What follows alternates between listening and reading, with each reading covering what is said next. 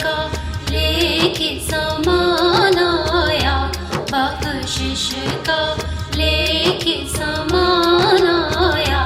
खुशियाँ मनाओ मोमिनो, खुशियाँ मनाओ मोमिनो। रमज़ान आया, रमज़ान आया, रमज़ान आया, रमज़ान आया।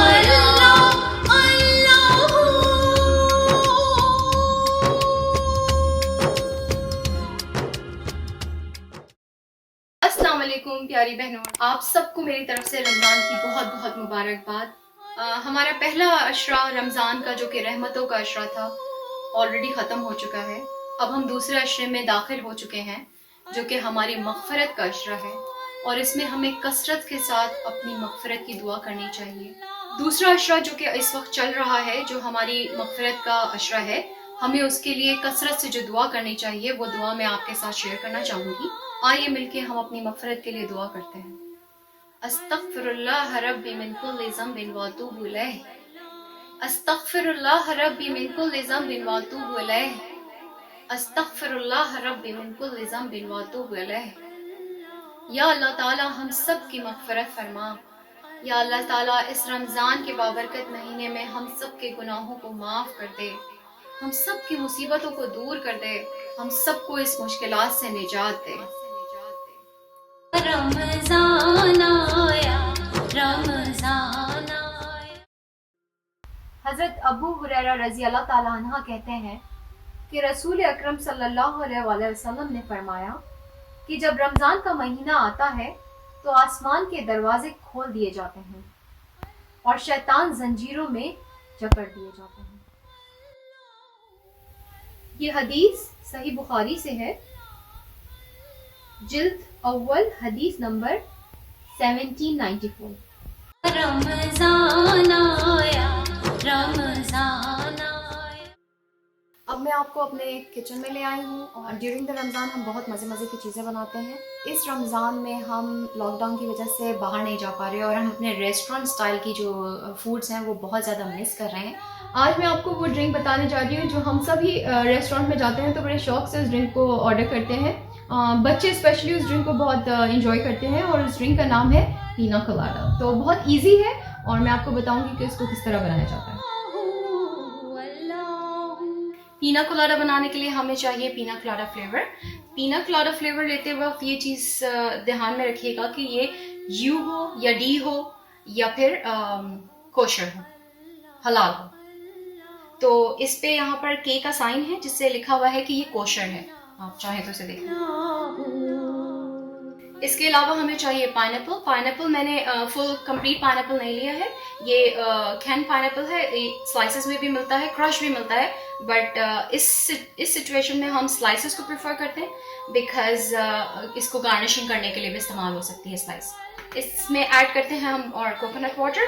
कोकोनट वाटर सिंपल सिर्फ वाटर भी मिलता है, कुछ कोकोनट वाटर्स में कोकोनट भी पाए जाते हैं, तो ये वाला जो वाटर है इसमें कोकोनट के साथ वाटर है। क्रश आइस मैंने निकाल कर फ्रिज से पहले ही रख ली है, और अब मैं आपको बताती हूँ कि इन सबको मिलाकर पीना कोलाडा कैसे बनाते हैं। इसमें हमें मिल्क भी चाहिए होता है। आप सोच रहे होंगे मिल्क किस तरह। एक्चुअली हमारे यहाँ मिल्क इस तरह के पैकेट्स में आता है और हम इसको इस पिक्चर्स में रखते हैं और इट्स ईजी टू यूज़। तो मिल्क हम इसमें ऐड कर चुके हैं। अब मैं इसमें पीना कोलाडा का फ्लेवर ऐड कर रही हूँ। पीना कोलाडा फ्लेवर ऐड करने के लिए ये टोटली डिपेंड करता है कि आपको कितना टेस्ट चाहिए। अगर आप टेस्ट पसंद करते हैं तो आपको हर चीज़ थोड़ा ज़्यादा डालनी पड़ेगी। अगर आप टेस्ट में माइल्ड पसंद करते हैं तो आपको हर चीज़ थोड़ी नॉर्मल कम रखनी पड़ेगी। ऑलमोस्ट 3 ग्लास ऑफ मिल्क मैंने इसमें ऐड किया है, और इसके बाद ऑलमोस्ट मैंने इसका हाफ पीना कोलाडा ऐड किया है, क्योंकि पीना कोलाडा को ज़्यादा ऐड करने से ही आपको वो फ्लेवर जो एक स्पेसिफिक होता है उसका वो आएगा। ये आप देखें, इसके अंदर ये मैं कोकोनट वाटर ऐड कर रही हूँ, इसमें कोकोनट्स भी हैं साथ ही। तो ये आप अपने according to your coconut taste की जो आप जितना पसंद करते हैं उसके अकॉर्डिंग ऐड कीजिए।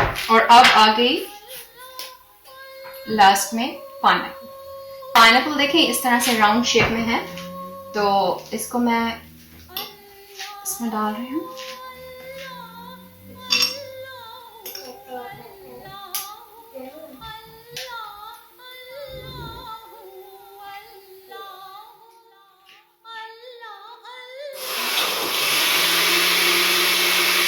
स्मूदी करने से वो ज़रा फ्रॉथी सा बन जाता है उनका। चीनी टोटली ऑप्शनल है।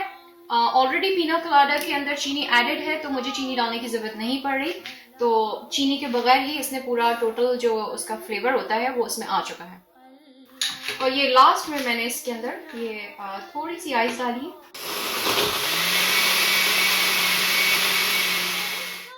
ये देखिए, ये अच्छा फ्रॉथे बना है।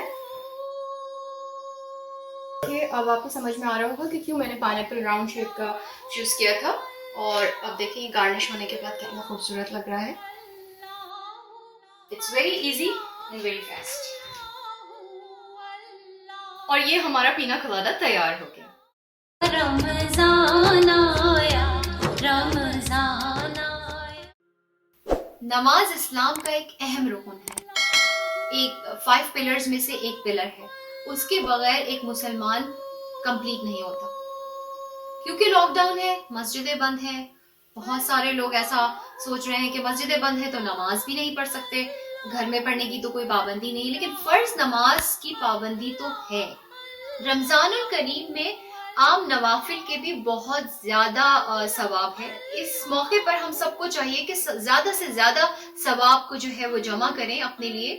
और खास करके जो तरावी की नमाज है, क्योंकि मस्जिदें बंद हैं और लोग ऐसा समझ रहे हैं कि तरावी की नमाज सिर्फ मस्जिदों में ही अदा हो सकती थी और मस्जिद बंद है तो नमाज नहीं अदा कर सकते, तो ऐसा हरगिज नहीं है। तरावी की नमाज हमारे हुजूर पाक सल्लल्लाहु अलैहि वसल्लम की सुन्नत है और हमें इस मौके पर हर सुन्नत अदा करने की कोशिश करनी चाहिए। तरावी की नमाज में आप 8 रकात तरावी भी पढ़ सकते हैं और 20 रकात तरावी भी पढ़ सकते हैं। और तरावी जो है हम इंडिविजुअली भी पढ़ सकते हैं और ग्रुप्स में भी पढ़ सकते हैं। आप अपने घर में जमात के साथ फर्ज नमाजें भी पढ़ा सकते हैं।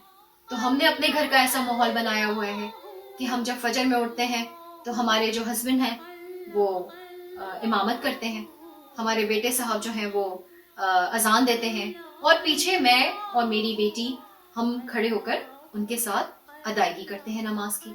इसी तरह हमारा तमाम जो नमाज 5 वक्त का सिलसिला चलता है इसी तरह चलता है। और यकीन जानिए कि इस नमाज को जब हम जमात में अदा करते हैं तो हमें एक इतना अच्छा अंदरूनी तौर पे एक इतना सुरूर महसूस होता है और इतना ज्यादा अच्छा लगता है जब आप बाजमात अपनी फैमिली के साथ नमाज अदा करते हैं। आपको एक अलग ही फीलिंग्स आती हैं। हमें ये सारी तालीम अपने माहौल में लानी है, अपने बच्चों के लिए, अपनी नस्ल के लिए। अगर आज मैं या मेरे शौहर नमाज नहीं पढ़ेंगे तो मेरे बच्चे भी नमाज नहीं पढ़ेंगे। मेरे बच्चे, अगर मैं आज एक नमाज स्किप कर दूंगी तो आज का बच्चा ये पूछता है कि मम्मी आपने नमाज क्यों नहीं पढ़ी।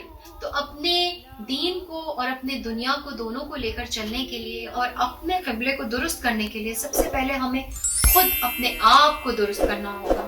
जब हम अपने आप को दुरुस्त कर लेंगे तो हम अपनी नस्ल को भी संवार लेंगे और अगर हम ऐसा ना कर सके तो फिर हम अपनी नस्ल को भी खो बैठेंगे। इसी बात के साथ आज का ये एपिसोड हम खत्म करते हैं। अगले एपिसोड में मैं आपसे फिर मिलूंगी और उस एपिसोड में हम और बहुत सारी अच्छी अच्छी बातें करेंगे, बहुत सारी चीजें डिस्कस करेंगे।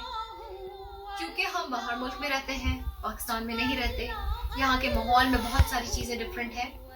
और मैं चाहूंगी कि मैं लॉकडाउन खुलने के बाद आपको अपने मुल्क की चीजें दिखाऊं, अपने इर्द गिर्द की सैर कराऊं और बताऊं कि यहाँ के माहौल में और वहाँ रहने वाले माहौल में हमें किन किन चीजों का सामना करना पड़ता है। इसी बात के साथ अल्लाह ताला हम सबको तौफीक अता फरमाए कि अल्लाह ताला के बताए हुए रास्ते पर हम सब अमल करें। आमीन सुम्मा आमीन। व आखिर दावाना अनिल हम्दुलिल्लाहि रब्बिल आलमीन। रमजान